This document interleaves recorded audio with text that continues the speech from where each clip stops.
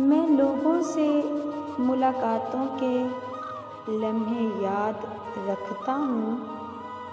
मैं बातें भूल भी जाऊँ तो लहजे याद रखता हूँ।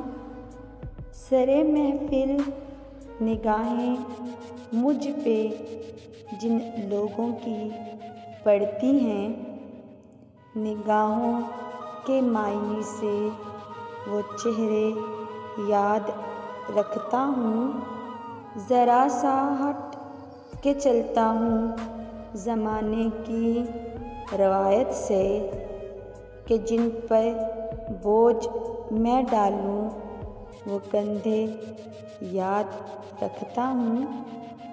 मैं यूँ तो भूल जाता हूँ फ़िराशें तल्ख़ बातों की, मगर जो ज़ख्म गहरे दें वो रवैये याद रखता हूँ।